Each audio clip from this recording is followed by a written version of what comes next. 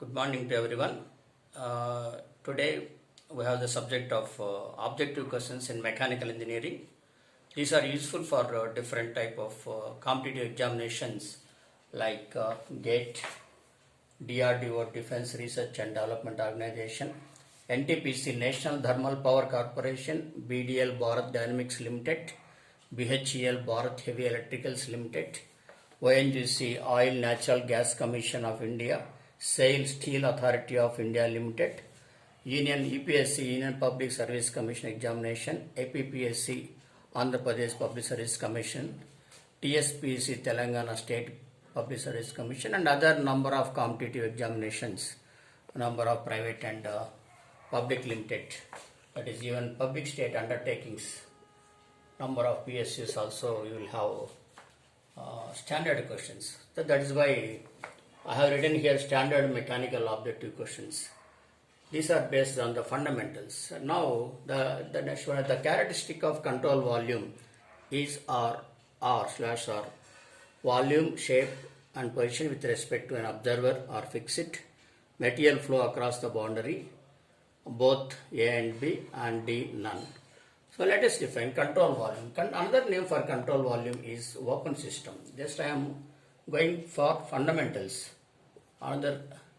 Just I am not giving you the answer. I am explaining the basics also.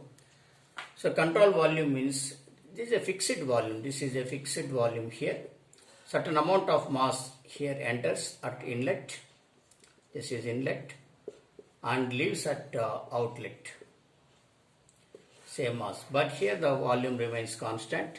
It will have fixed shape and again size, and the volume also constant. The position also it will not change from time to time, and again there is some mass flow inside the system. So the open system is that system in which there is both flow of mass and energy across the system. Certain mass of steam enter the system with heat energy or enthalpy, and here after working on the turbine is a system. Say we can say turbine is a system, steam turbine is a system. After working on the turbine, the steam comes out here. So here certain mass of steam with some energy is crossing the boundary. So this is called as open system, and it is again alternatively called as control volume, where the volume is fixed, shape and position are fixed with respect to an observer. And as there is also material flow across the boundary, we can say both options A and B are correct. So we are writing both A and B. Now internal energy of a perfect gas depends upon, and here again this is about open system. We can also get the bits in closed system. Closed system. In the closed system, say this is the closed system. Here certain mass of gas. Here only energy like work crosses the boundary, but not mass crosses the boundary. Mass will not cross the boundary here. Only energy crosses the boundary. That is called as closed system. Here mass is controlled within the system. Here mass is controlled within the system. So here it is called as control mass. Control mass. So closed system is also called as control mass, and open system is called as control volume. So you can make another question from this fundamentals. Open system is referred as control volume. Closed system is referred as control mass. Here mass is controlled within the system. Only energy crosses the boundary, hence it is called as control volume. As the mass is enclosed within the system and only energy crosses the boundary, it is called as closed system. So here we have defined both open system, closed system, open system, alternatively as control volume, closed system as control mass. Now internal energy of a perfect gas depends upon temperature. Why? Because internal energy is nothing but energy of the molecules inside the system. Say if there is a system is there, here the gas molecules are there, which are in a random manner or disordered manner, they will be moving.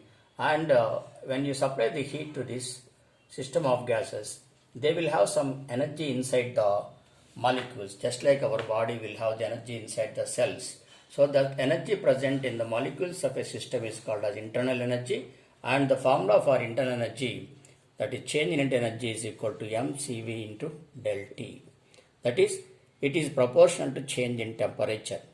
If you add the heat and temperature is increased, when the temperature of the molecules is increased, internal energy also increased. When the temperature of the molecules is decreased, internal energy also decreases. So from this formula, you can have this formula, and if you remember this formula, you need not by heart the question. So internal energy, here mass is constant, specific heat at constant volume is constant, and variable is only change in temperature. We can say internal energy is a function of temperature. So we can say internal energy of a perfect gas depends upon temperature. This is the answer. Here both A and B is the answer. For a closed system, difference between heat added to the system and work done by the gas is equal to the change in. So for the closed system, say this is the closed system here.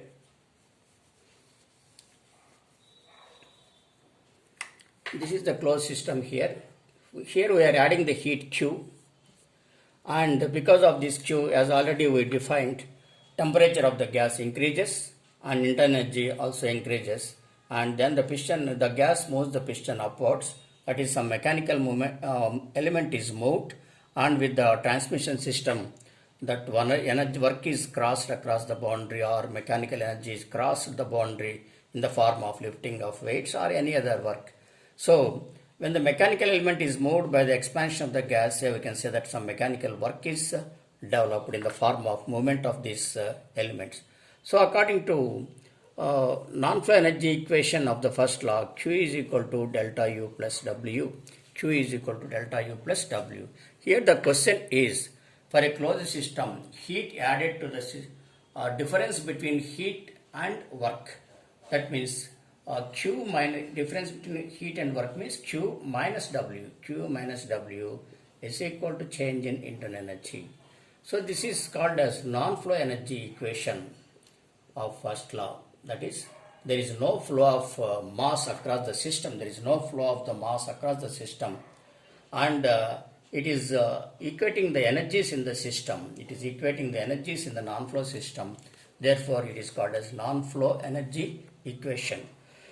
So this difference of Q and W, Q minus W is equal to delta U. So for the question, for closed system, difference between heat and work is by the gas is equal to the change in internal energy of the system. So C is the correct one.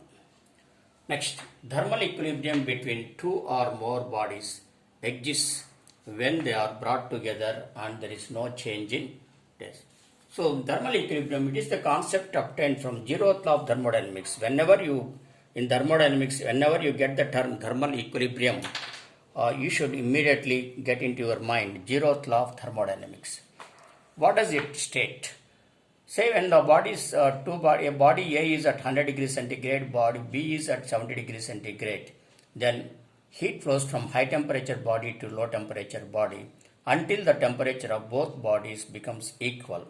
For example, high temperature body is A, heat is flowing in this direction and it is going to the body B.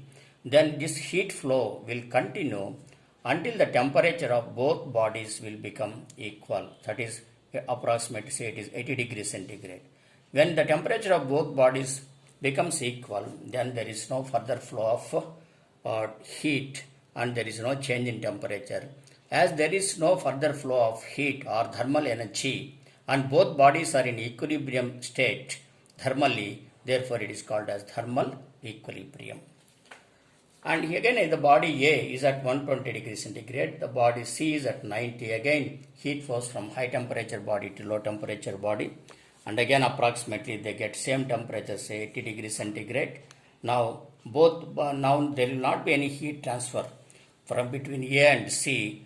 Then again we can say that both bodies are at thermal equilibrium because there is no transfer of thermal energy from one body to another. Now when the body A is in thermal equilibrium with body B, when the body A is also in thermal equilibrium with body C, then all the three bodies A, B, C are in equilibrium with each other. That means when, for mathematically, just to simply remember, when A is equal to B, then A is equal to C, then A is equal to B is equal to C. That means when A is in thermal equilibrium with B and when A is also in thermal equilibrium with C, then all the three bodies will be in thermal equilibrium with each other. So we can say that for this answer is thermal equilibrium between two or more bodies exists when they are brought together and there is no change in temperature. There is no change in temperature. Or simply you can say thermal equilibrium is temperature constant. Now with this zeroth law of thermodynamics, the devices, I can show little bit more we can discuss. The thermometers are designed. So generally the doctors keep thermometer in our mouth or under the arm. Then suppose if the human body is having temperature, then heat flows from human body to this thermometer. That is, mercury is there in the as working fluid in thermometer. Suppose a person is having fever, then he is having high temperature. Heat flows when it is in contact with the person. Heat from the person flows into the thermometer and mercury level rises, and at a particular point it stops. Here we can say that we have a temperature of say 101 degrees centigrade or 103 degrees centigrade, like that. This is then why don't it further rises? Because we can say that both bodies, that is mercury fluid in thermometer and a human body, both are in thermal equilibrium with each other. Heat flows from high temperature body to low temperature, and the temperature of the mercury fluid goes on rising, but it stops rising when both bodies are in thermal equilibrium. When there is no heat flow between the human body and mercury fluid, the temperature remains constant. At that constant temperature will give us the temperature of the human body. So these are designed and devised based on zeroth law of thermodynamics. Now the following are these are also another type of questions in GATE, especially in GATE. And don't bother about the complexity of the questions. If you have the fundamentals, you can readily answer. The following are the examples of some intensive and extensive properties. Before going to this, we can define. Intensive properties are those properties which do not depend upon the mass. So intensive properties don't depend on mass.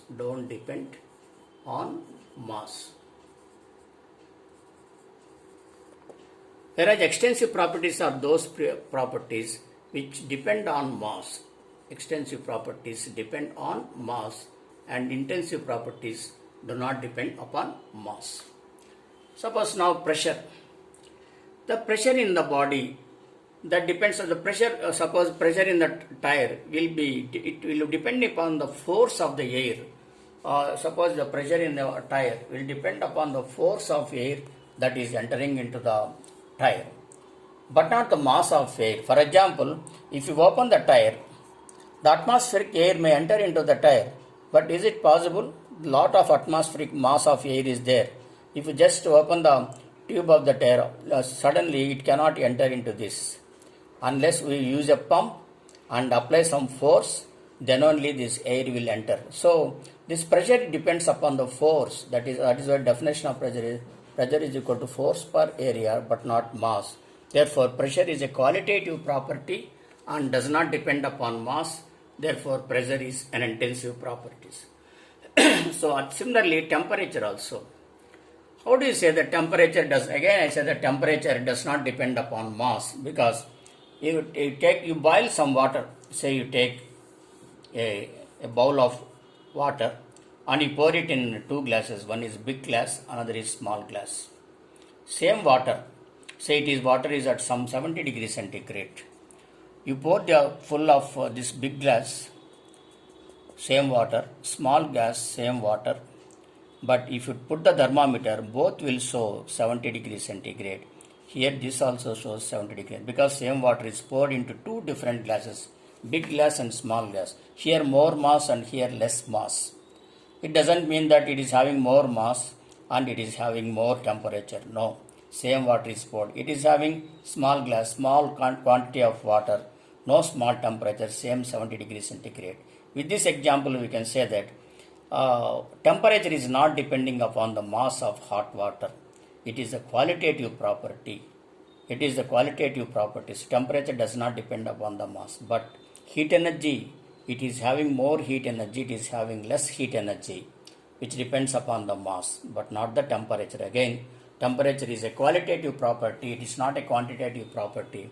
Hence, temperature is also an intensive property. So, 1, 2, both are intensive properties. And 3, volume. Volume is an extensive property. Suppose here there is a mass of m1, or quantity of water is poured here, it will have a volume of v1. Again, another m2 quantity of water is again added, then its volume increases, volume changes to v2. So if you go on increasing the mass of water here, its volume increases. So with the increase in mass of water, the volume also increases. So volume is dependent upon mass, and volume is an quantitative property, and hence is called as extensive property. Again, fourth one, velocity. Velocity is distance by time. Velocity is distance by time, displacement by time. Mass is not related to the velocity. Velocity is obtained by the external force. Suppose if you increase the pressure of water and if you open the valve, then its velocity will be increased irrespective of the mass. So velocity is also intensive property, that is number 4. So we can say 1, 2, 4. 1, 2, 4 are intensive properties. And again, coming to electric charge. Electric charge depends upon mass of electrons. Electric charge depends upon mass of electrons. Therefore, it is an extensive property. Electric charge is an extensive property.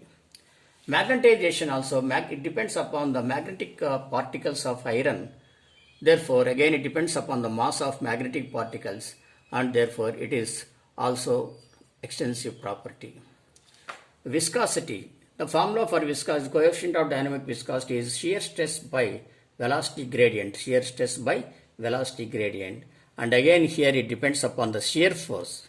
Viscosity depends upon the shear force, and its unit is meters per second. That is here it is Newton per meter square, and here meter I will write here. Tau is shear stress is Newton per meter square. Velocity is meter per second. Gradient x is in meter. So meter gets cancelled. We get Newton second per meter square. So unit of viscosity is Newton second per meter square. Again, Newton is the force. It depends upon shear force. Therefore, viscosity also does not depend upon mass. Again, it is an intensive property. So whereas 3 is extensive property, 5 is an extensive property, and again magnetization 6 is an extensive property, and 8 potential energy. Potential energy formula is mgh. Potential energy is mgh. Again, it depends upon the mass. If you put some mass of water to higher range, its potential energy will be increased. So potential energy is also dependent upon mass. Therefore, it is again potential energy is an extensive property. So in this way we can discuss. Unless you have some fundamentals, we cannot answer such questions. Most of the people will leave it because of confusion, because of not having fundamentals. But if you have the fundamentals, definitely you can answer, and you can beat some hundreds of students, and you can come forward. For these details of these intensive properties, extensive properties, and internal energy, work done, open system, closed system, please refer my earlier videos on basics of thermodynamics, again in the same channel, PMR, Social and Educational. Number of thermodynamic videos are there, please go through them. It is just a matter of 10 to 15 minutes, each video is around 10 to 15 minutes. Definitely you can get basics, and then you can answer these questions. As far as possible, I have covered the basics here, but to get deep into the subject, please go through my earlier videos in thermodynamics in the same channel. And one more point is, for this GATE, DR, DY, NTPC, standard questions will be there because the post will be less and competition will be more. If you have the subject, in my view, in most of the, with my experience as professor in engineering colleges, only 10% of the students are concentrating on the subject, and remaining people are not focusing on the subject. So through the fundamentals and go through these standard questions, and we'll have a few more videos, and certainly you will get in touch with the subject. So please, if you are satisfied, please share this video to your friends also. It will be more useful. And note down, by passing that video, you can note down the different points and also go through my earlier videos. Thank you.